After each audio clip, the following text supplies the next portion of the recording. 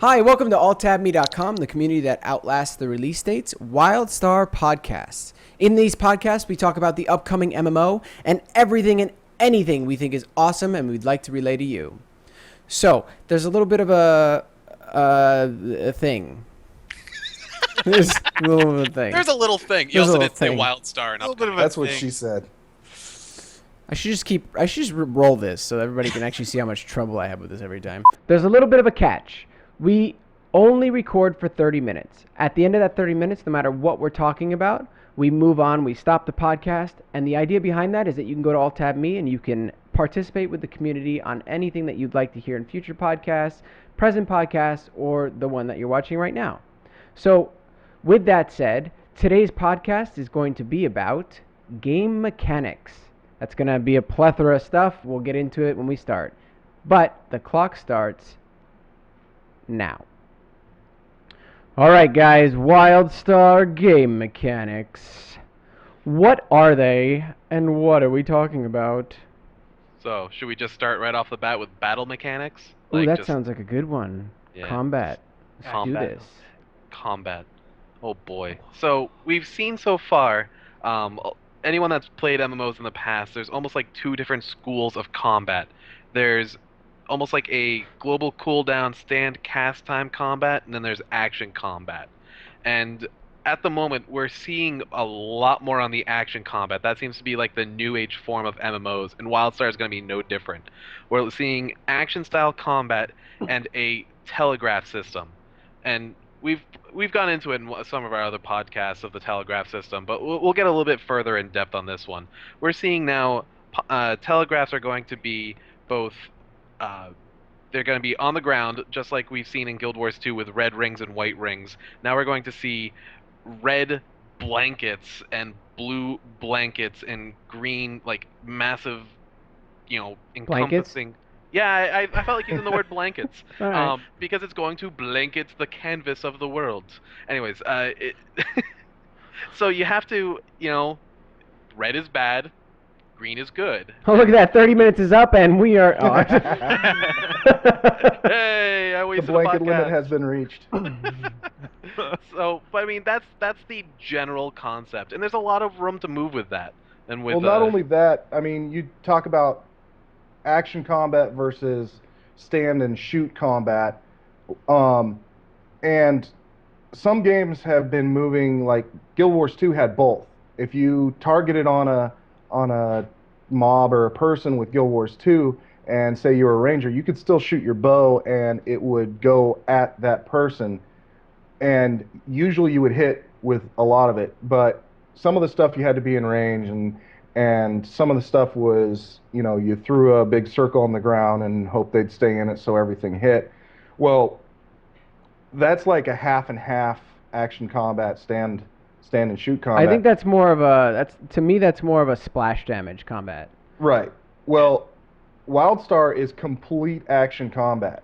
Like we've said it before, that they do have tab targeting, but that's just basically so that you can face the target and also so that you can have their information on your screen. So like you can have their health and their, maybe what they're casting or whatever is being shown with the mods or whatever you put in there. But if you have, say, a cone telegraph and you tab target to something and it aims you at that person, you put that telegraph on the ground, if they're not near that telegraph, they're not going to get hit. So it's completely the action combat.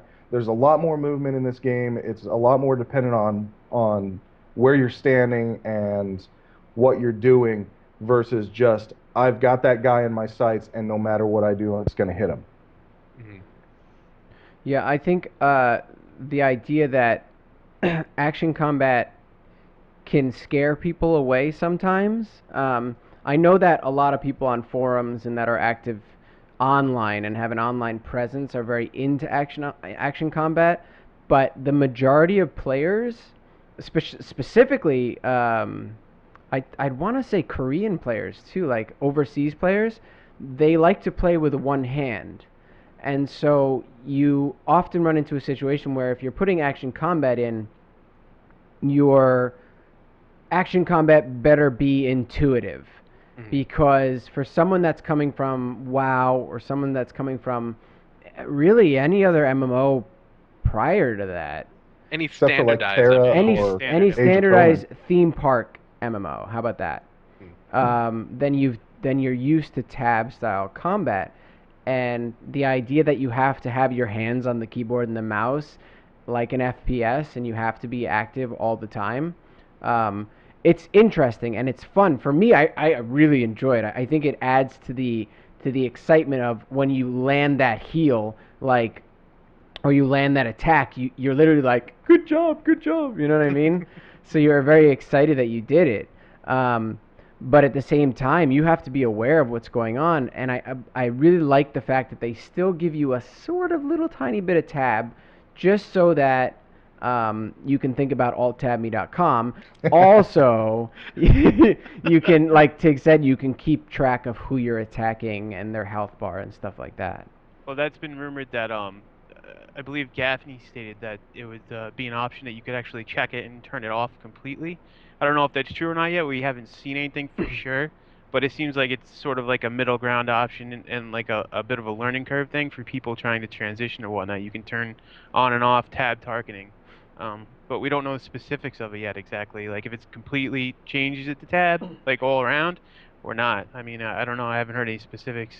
Well, I mean, I could still see myself using tab as a focus. Like tab, I like to tab spam a lot just to so I see what I'm looking at and it gets that red outline or whatever, and whatever game I'm playing, it's like, okay, that's what I'm targeting. I'll tab tab tab. It'll rotate between three mobs, but it like I can see myself doing that still, even in a non-tab target game.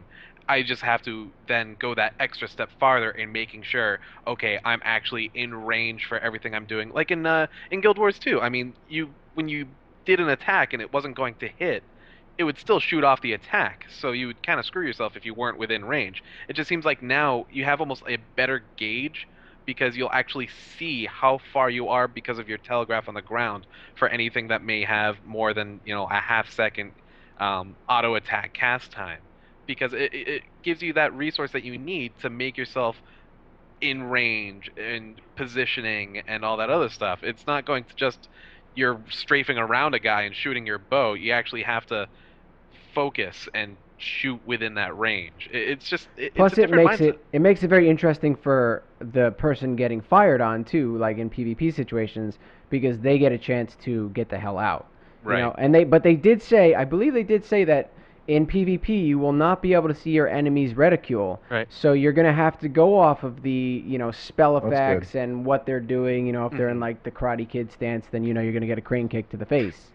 So And one thing that kind of worries me, my first experience with any action type combat, like my first big MMO was WoW, and then Age of Conan came out, and they were I all, loved it.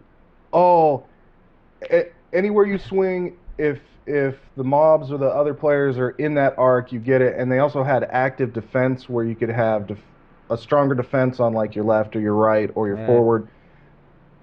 It was really, really not easy to transition to that. It was one of those things that the action itself, the mechanics of the action gameplay was not easy to get into, and it was a high learning curve. And basically, the only people that stuck with it were the ones that ended up being good at it. Me. I Yeah. fucking love that game. I'm sorry. No, you just no. Tangent time. Healing in Age of Conan was the most fun I ever had. I played a bear shaman. If any developers listening, please, for fuck's sake, make a bear shaman type healer where you are, I don't care what weapon, giant hammer, little tiny daggers, I don't give a shit. But let me get in the middle of a battle and let me be healing the people around me with auras. Oh my fucking god, it is so much fun because you can run around the world, you can beat the crap out of people. People think twice before trying to gank you because you're sustainable on your own because you can heal yourself, or you can also spec 100% into healing and still you're putting out a very decent amount of DPS and you're healing your party, or you're like the off-tank healer. Dude, that is the way to be. I don't necessarily agree with the way that Age of Conan made it so you had to hit like, you know, freaking Mortal Kombat special codes for every finisher move. Type your But thesis to play. right, exactly. I swear to God, I thought I was typing Shakespeare after a certain amount of time. But it was really, really fun, and that action combat was the first I ever experienced, and oh my God, I fell in love with it. But like you said, it took me until level like 50 out of 80 to even understand a little bit of what the hell I was doing. And the game was just so not finished that I just couldn't No, it keep wasn't. playing it. But anyway, okay, Yeah, sorry. so in summation, I Tristan tangented wants for a super everybody. overpowered healer that can tank Yeah, and seriously. DPS at the Yeah, same let's time. No, I don't all want- play I don't- super OP healers. I don't want to tank. No. I I can just deal damage. I just and want to be tank. able to deal damage while being able to support heal. I don't need I don't need never to be the die. main healer. I want to be able to support with my he heals, wants but to also be do in the damage. battle. I want to be in the battle. That's the Yeah. thing. I So want to he lead wants to stare at charges. The dragon's crotcher or something the whole time that we're fighting a All dragon. right, we're okay. Good Well, news okay. is, it sounds like there's a lot. The way that they're making the combat mechanics work, it sounds like you're going to have on certain healers a good opportunity to be in the middle and healing the group, Which not sounds just great. standing back and playing whack-a-mole like Yeah, I it's did a- as a healer in WoW. Wow. Yeah, it sounds like a lot of the stuff that they're talking about, they really want to have healers to not just be 100% heals. It seems like they want to add in a DPS flair for the healer, so they're not just like staring at green health bars the whole time, you know, plinking away like I did for 7, 8, whatever years in WoW. But it's like they really want to, you know, maybe a combo system on attacking to make your, you know, heals stronger, or So to they're- activate certain abilities and stuff of that sort, to create a DPS heal mesh. There So- is combo attacks and there are finisher moves which are really interesting. So I don't know. I just watched the video again, but to be honest, I don't know all the technical words for it because they're using, you know, different words for some of the stuff. But in general, you get combo attacks, so you build up. Like you could mash 1 through 10 if you want to. It's not going to help you. You're going to die in major battles or even like smaller battles.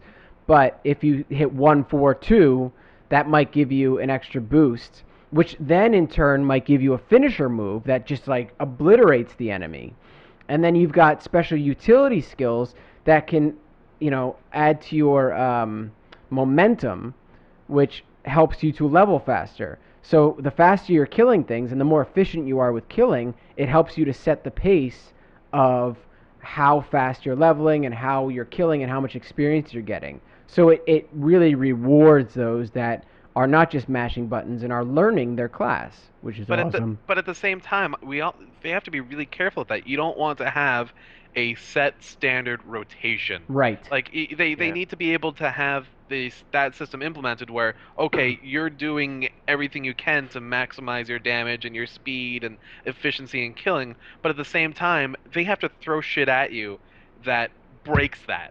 Well, Say, like, Yeah, but I don't think they're going to have that much of a problem because the fact that it's so action and movement oriented, and you're going to have attacks and heals that are stronger from a different side or a different direction, that it's not going to be just, yeah, you might have a specific rotation if you're facing this monster with these abilities from this direction, but if you've got to turn or if you've got to get around or move out of their stuff, then it's going to just destroy your rotation. So you're going to have to be more, I think it's going to be more conducive to playing on the fly, thinking of, hey, what's best in this situation. Well, I hope so, and hopefully, like Age of Conan definitely did something right where because you had so when you hit one attack, it literally popped up like 3 more buttons you had to hit, and each one was a swing. So think about your rotation like that. You hit number 1, and now you have to dodge. So you dodge. You're still good in that combo. Now you hit number 2. So now it's pacing out your action a little bit. So you've now built out that combo a little bit more, and then bam, you get knocked back. It fucks up your finisher. You can't finish it. So that's great. So you can't make an add-on, which this game will support, where you get, you know, a macro for hit 1, 3, and then 5. You know what I mean? Because if you do that, you have the chance of really messing up your rotation and never getting it to finish. Right. Yeah. And just a quick little thing on the combat, I just want to add this in. We're talking about all these telegraphs and all these combat styles. I mean, we don't just have combat, combat, combat. You have to remember there's also the double jump and the sprint abilities too. We were talking about getting in and out of the way and the dodging ability. So you add these three other things in there, and then you really do have some pretty intense, actiony, feely abilities. You're not just spamming there, throwing fireballs all day long like some of us used to. Well, and And they there's also no auto attack in this game. No. yeah, I have no a- white damage except for I heard that mobs do have some auto attack and white damage. I'm starting to hear some mixed things on that, actually. There was actually a combat interview I watched like last night, and they did mention auto attack. It was like a right-click auto attack or something weird like that. I was I forget what I was watching. Anyways, it'll come back to me Well, later. I Well, mean, and- if it does exist, it exists. But from what we've heard, it doesn't. Yeah, that's Right. why I got confused. I'll have to double check that one. Anyways, Yeah, and it's still early. I mean, Yeah. they could be changing stuff, and of course, with the NDA up, we don't know anything but what they've given us so far. So, this is just what we've been hearing. yeah. But I was also going to say that it's got me kind of curious too because we've been talking about telegraphs and healing. They've said some healers have more telegraphs than others. So some healers want to be right in the middle where they can lay all their telegraphs down. So it kind of says to me that some sort of tab targeting is going to be in there for at least the friendly spell system because if you don't have a telegraph, obviously you're going to have to target somebody Click it. and Click it. I yeah, never. right. I'm not gonna lie. In every tab target game, I have never actually used tab. I always make tab one of my skills because I don't have enough buttons for skills because I never had the Naga until now. Anyway, I'm just saying that tab for me was always an actual button to do something. Even in Ultima Online, it was toggle combat. So I always clicked people. I was like click click click click. I can't do that. I'm really bad at that when I'm looking into the world, especially as a healer. I mean, I did that with raid frames, but where people on my screen, I could never do that. I used F1 through 5 for party So all the time. how do path mechanics work into combat mechanics? Well, we're talking about right now, from what we've heard, paths will have abilities that are combat efficient style abilities. We don't know too many specifics on what they are yet, but we do know that we are going to have some choices, and we're also going to have one combat ability that we get to choose out of these choices. Other than that, there really isn't too much that the paths add to combat. Yeah, there was a post on WildStar Central of a very very early build. It might not even be this way anymore in the game, but they released a list of like perks and level up things that you get, and some of it was cosmetic, some of it I guess might have been a mount or something like that. I remember the exact one you're talking about. Rank 10 on every path was a mount Yeah, out of 30 ranks. and I guess each path has things that are related to different play styles that augment your character's actual play style. I don't really remember much of it, but it sounds like they're trying to make the paths more than just a separate game, as it were, that you could use to get experience and level or see different content.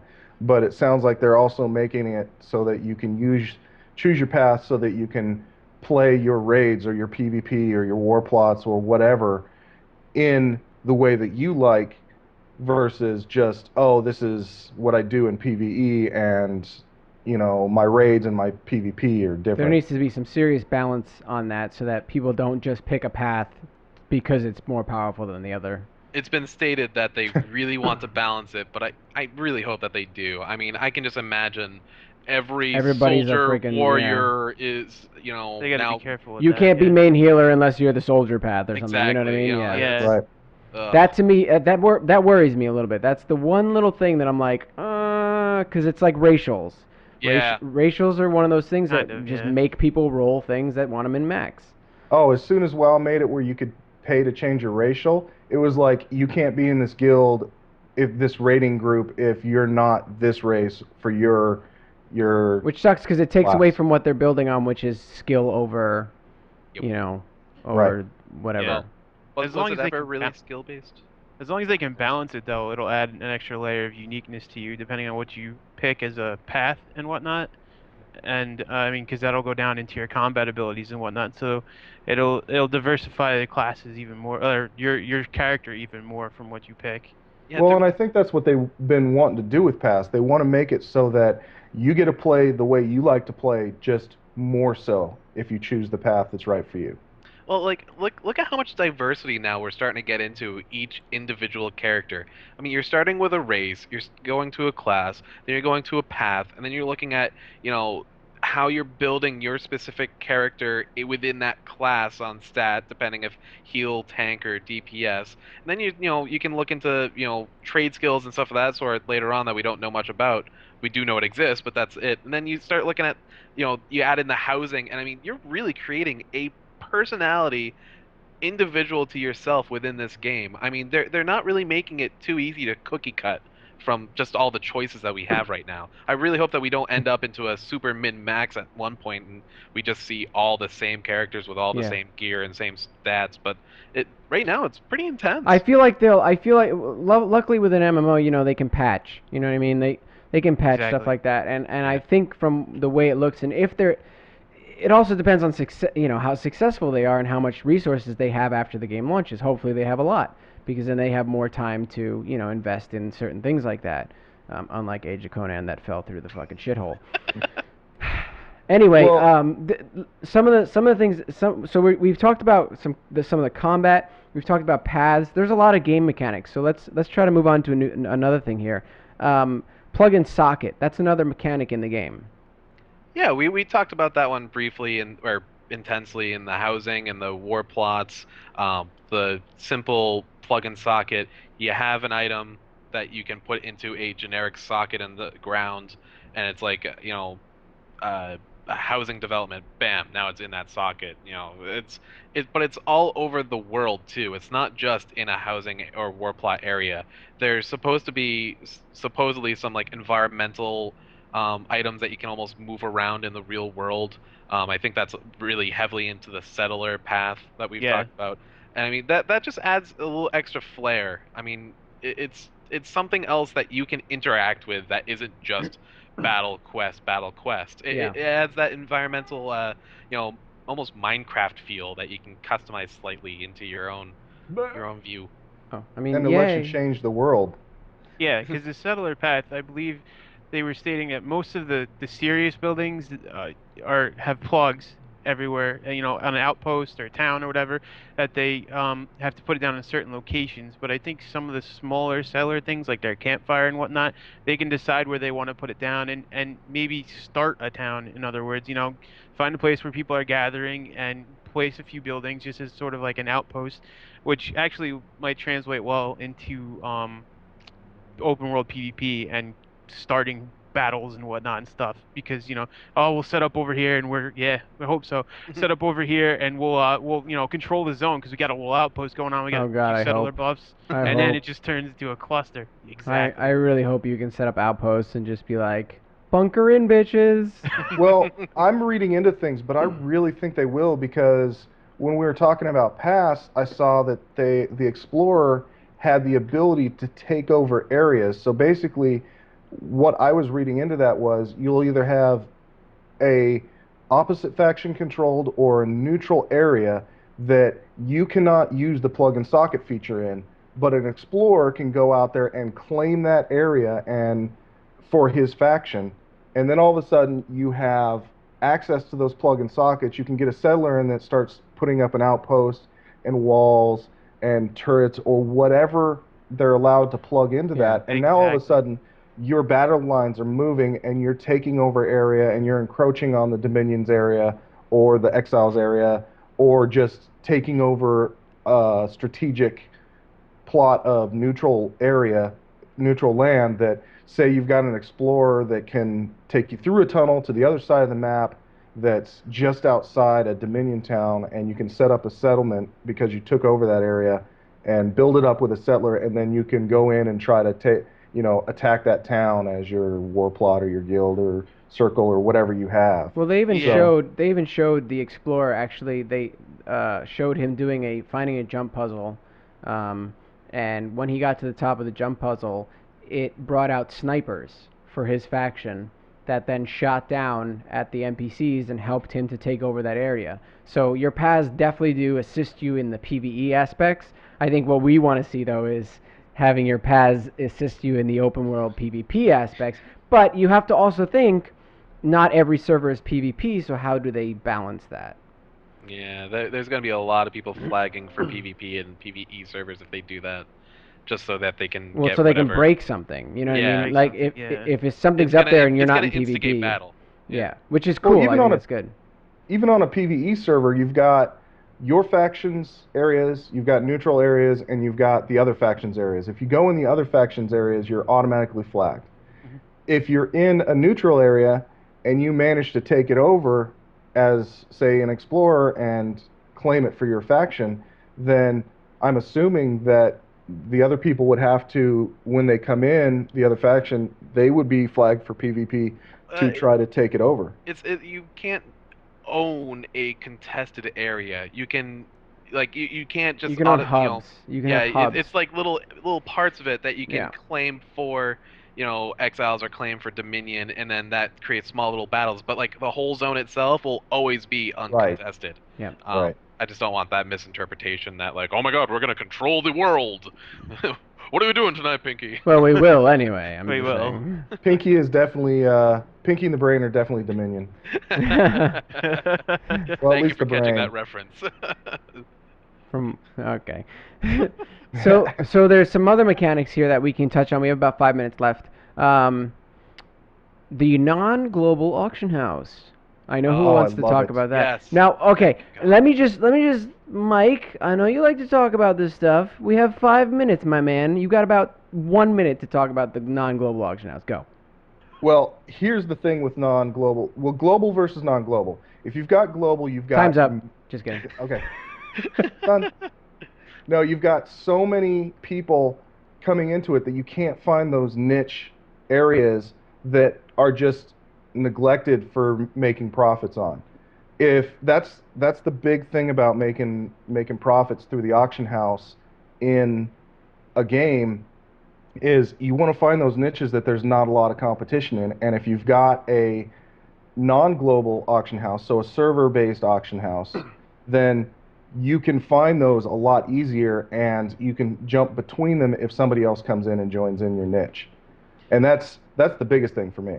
Yeah, the lamest terms of that, the more people there are, the more normalized the economy gets. And the smaller amount of people that's in it, you'll see larger spikes in room for us auction house gurus can really make bigger profits on faster. Yeah, more volatility equals higher profits. America. Love it. Absolutely love it. All right, so moving on, because we will definitely 100% have a how to make Making money, and we've done that before, and it's been very successful. Tig usually runs that one because he is money man, Excel Yeah, sheet Bruce is master. pretty good at it too. Bruce Yeah, too. but well, we're different markets. He's small market. I'm big money market. That's true. That's Yeah. true. That's true. And Okay. I don't give my secrets away so easily. So the way loot is itemized and or dropped in this Ugh. game. What? Uh-oh. What? No, That's- we're yeah. both having like slight gamer orgasms right now talking about this stuff, so don't mind us as we sigh. Oh, I didn't know if that was like a bad. It Yeah. didn't sound like an orgasm to me, You man. know what? It's I got great. some frustration. Mine are on like, this side. Really? Oh, I'm actually really excited for it. Oh, okay. I Go, like, all right, well, I want to hear Bruce first. Let's go with Yeah. good. Oh, You well, okay. Well, what we've seen so far is a randomized stat gear set. Boo. I'm just kidding. I'm actually really excited for Go it. ahead. This is not something I've seen in MMOs. We've seen it in, dungeon crawler style games like Diablo and Torchlight and Path of Exile and all those kind of games where randomized stats and all that other stuff. And it's cool in that kind of a game. When you get to an MMO, you look at WoW, you look at Guild Wars 2, you look at all these games, and if you see that one weapon, you know it's going to have that one like standardized set of stats. I like that. It's nice. For rating, it's really nice. It is nice, but at the same time, I'm really excited to see those ways that you can customize a little bit better. Like WoW started to do it when you could change some of the stats. I forget what the exact name for it was. Reforge. Thank you. Yeah, you could take some of the spirit off of it to get a little bit more an int or vice versa, and you can tweak things. This is doing it for you, and it creates a much more randomized and less cookie cutter. I'm really excited for it. And plus 1 you minute warning. okay, plus you can take out a couple items out of it and then put them in, and we talked about that a little bit. Anyways, now I'm lost. Now I'm at 1 minute and I'm spazzing. Go ahead, Mike. Throw in something here. The reason I'm frustrated with it is because we're going to have to administer how loot is distributed. And if you've got, 16 different axes that have it's the same axe, but it's got all these different stats every single time it drops, it's going to be a pain to figure out. Yeah, there's a lot of customization you can do, but it's going to be so hard to kind of figure out. But at the same time, sorry, Tristan. But at the same time, out of the 4 stats are going to be on there. 2 of the same stats are always going to be on there at different times. They're just going to be different variable stats, and then the other 2 stats that are on there can actually be taken out and put in with the socket system. So it's not totally randomized; it's partially randomized. I just don't want it to be a grind so much so that you get frustrated and you don't want to run that dungeon because your item drops, and then you're like, "Fuck, there's no Got the stats." wrong stats, yeah. End time is boom up 30 minutes. Son of a bitch. Look, this is the point. This is the point. So everyone that's watching, obviously we have a lot more to say about that. We might even make an entire podcast dedicated to stats on items and stuff like that, and itemization and drops. But for now, head on over to AltTabMe.com. Find this podcast. In that thread, you can talk to us. I'm sure we were going to have a debate when this is released. So come talk to us, and you can express your opinions on the stats. We can tell you ours, and we can get in more depth. But that's the idea. We are an interactive community, and that's what we're trying to bring to you with these podcasts. So once again, thank you again for watching the AltTabMe.com, the community that Outlasts release dates, Wildstar podcast. We will see you guys God, am I frustrated? next time.